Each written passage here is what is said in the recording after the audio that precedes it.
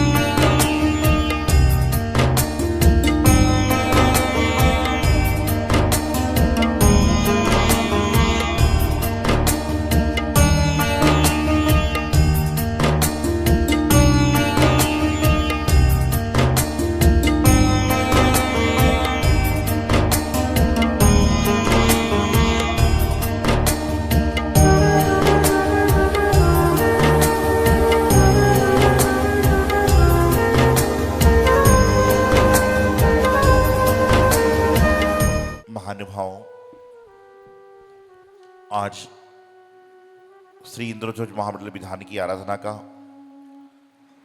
द्वितीय दिवस है।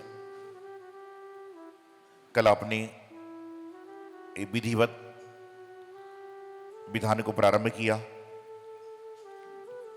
घट यात्रा, ध्वजारोहण, मंच मंडप शुद्धि, मंडप पर कलश स्थापना, अष्टप्रातिहार, जिनवाणी, दीपक आदि को स्थापित किया और इंद्रध्वज महाविधान की आराधना प्रारंभ की। वैसे तो जब विधान का नाम इंद्रध्वज है तो यदि ध्वज को हटा दें तो क्या बचता है? इंद्र बचता है। और इंद्र को हटा दें तो क्या बचता है? ध्वज बचता है। ध्वज मतलब झंडा, पताका। अर्थात इंद्रों के द्वारा, इंद्राणियों के द्वारा यहां इंद्र विधान में ध्वजा चढ़ाई जाती है। वैसे तो चूंकि मंदिरों के स्थान सीमित होते हैं, ये तो बहुत बड़ा मायना होता है, बड़ी बड़ी ध्वजाएं होती हैं, पंचमेरु स्थापित होते हैं, आदि आदि सभी होते हैं। जो पूजा कर रहे थे, सुदर्शन मेरु की पूजा कर रहे थे आप।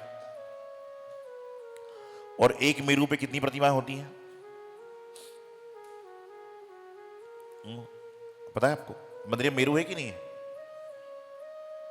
एक मेरु पे कह रहा हूं, 5 मेरु की, एक मेरु पे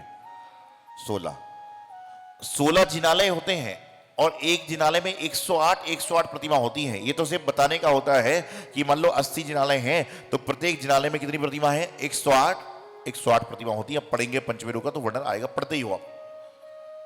तो ये प्रतीक रूप में करते थे हम लोग। और कई जगह तो लोगों ने क्या किया, ऐसे मेरु लगा दिए, उसमें प्रतिमा भी नहीं है। जो भी यहां पर मेरु की स्थापना भी की जाती है, लेकिन चूंकि समय सीमित है, स्थान सीमित है, और आजकल कहावत है ना, कहते हैं शॉर्ट एंड स्वीट होना चाहिए, कि छोटा भी हो और मीठा भी हो। लेकिन कैसे होगा? पुण्य आपको पूरा चाहिए,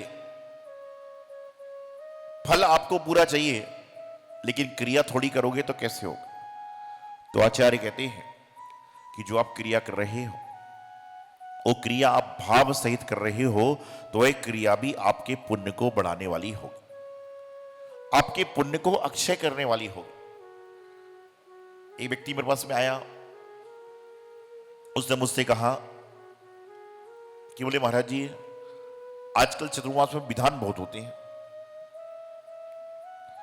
तो मैंने कहा आप क्या चाहते हो? बोले मैं चाहता हूं कि विधान तो होवे ही होवे, लेकिन कुछ ज्ञान की बातें भी मिले। तो मैंने कहा ठीक है, कल से आप 20-25 लोगों को ले जाना, ज्ञान की बातें प्रारंभ कर देते हैं। वो बंदा अकेला आ गया, 2-4 दोस्त आ गए। मैंने कहा परिवार वाले कहां हैं? तो बोले घर वालों ने कह दिया तुम ही ज्ञान ले लो, तुम ज्ञान ले लोगे तो अपने पूरे घर को ज्ञान आ जाएगा। हर आदमी ज्ञानचंद बनने का प्रयास कर रहा है।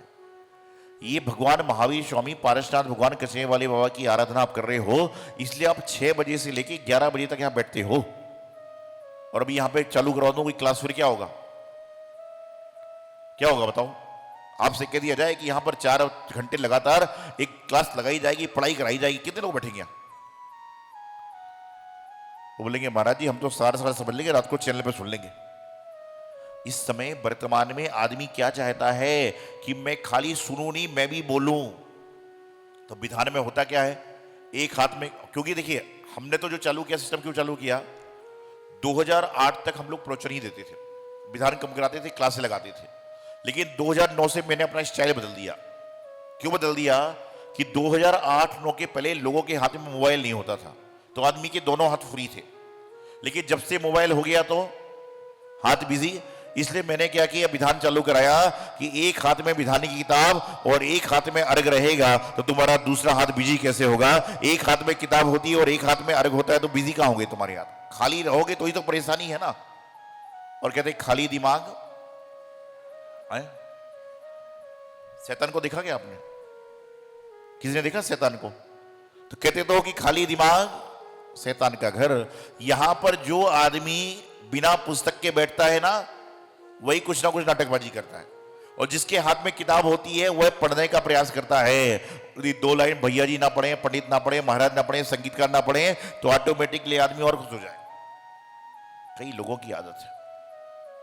मेरा एक मानना है, मंदिर जी में जो कार्य हो रहे हैं वह आपके मन की मलिनता को नाश करने वाले हैं। मंदिर जी में जो क्रिया हो रही है वह आपके जीवन को वृद्धिगत करने वाली है। तो बात चल रही इंद्रध्वज विधान। इंद्र हैं, कोई सौधर में है, कोई कुबेर है, कोई ईशान सारद महेंद्र ब्रह्म तक इंद्र हो। कितने दिन को हो? कितने दिन के लिए इंद्र बने हो बताओ? कितने दिन के लिए बने इंद्र? जब तक विधान चल रहा है जब तक लिए इंद्र बने हो।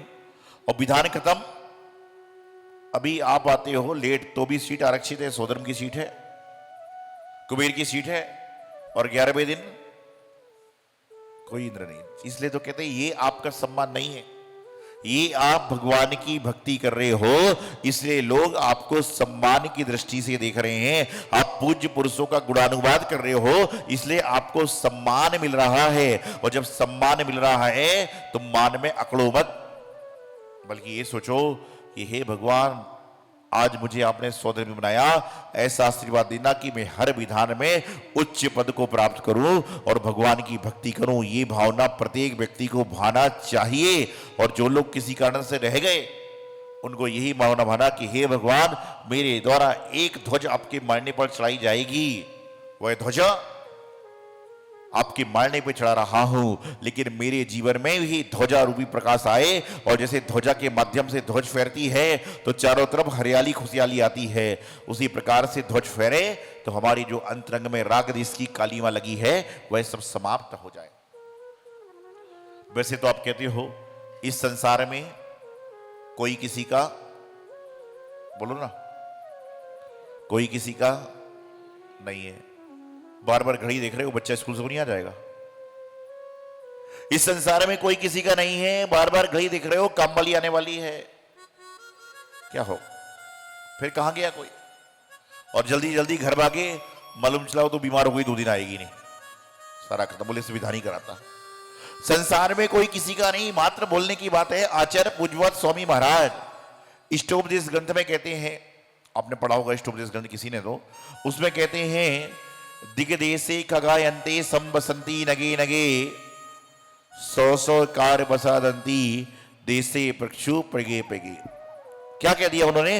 दिगदेशे खगायन्ते संबसंती नगे नगे। उन्होंने कहा इस संसार कैसा है? संसार एक बटवृक्ष की भांति है, जो बहुत बड़ा बरगद का बटवृक्ष होता है, पेड़ होता है।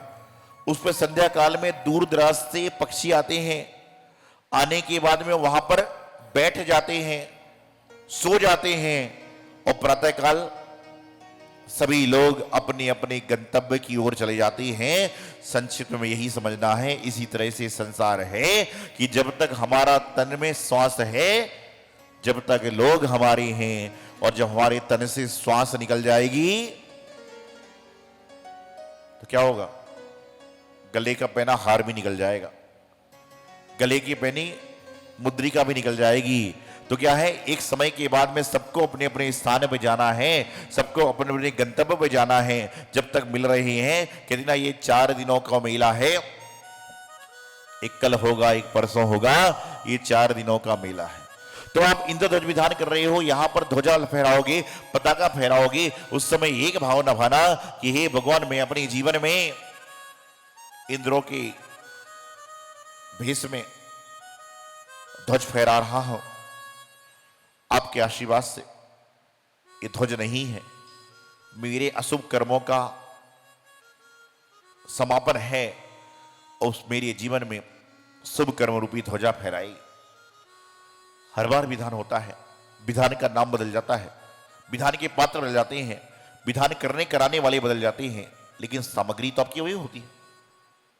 सामग्री देने वाला बदल जाएगा, लेकिन सामग्री तो वही होगी। आपने कभी सोचा 55 से लेके 55 तक और 55 से लेके 100 साल तक आप जब भी विधान करोगे तो सामग्री के बर्तन अलग हो सकते हैं, लेकिन सामग्री का स्वरूप बदलता है क्या? हो सकता है चावल बड़े हो जाए, छोटे हो जाए, कुछ भी हो जाए, लेकिन चावल चावल रहेगा, फल फल रहेगा, पुष्प पुष्प रहेगा, नैवेद्य नैवेद्य रहेगा। आपने विचार किया, स्वरूप कभी नहीं बदलेगा। क्यों? क्योंकि भगवान का जो रूप है, भगवान का जो स्वरूप है, वह जीवन में कहीं नहीं बदलता, कभी नहीं बदलता। अंतर है, बदलते हैं तो आपके अंतरंग के भाव बदलते हैं। आज इंद्र बनते हो तो आपको भूख प्यास नहीं लगती, क्यों भाई धर्मेंद्र जी? कुछ चाय वाय की इच्छा होती क्या? नहीं होती। और घर पे होते तो बाबा जी, घर पे होते तो चाय नाश्ता भी हो जाता और 2 बार भी हो जाती, कोई बड़ी बात नहीं है। बता रहा हूं, ये आपके वेशभूषा का परिवेश है। जब आप महाराज को आहार देने आते हो तो ये भावना होती कि मैं भोजन कर लूं चाहे 4 बज जाए, नहीं होती। क्यों? क्योंकि उस समय आपका भेष ऐसा हो गया है, और ये भेष आपका असली भेष है। और आपके असली भेष की, परिवेश की पहचान कराने वाले कोई होते हैं तो जिन मंदिर में विराजमान भगवान मां सरस्वती वाली माता और दिगंबर संत होते हैं।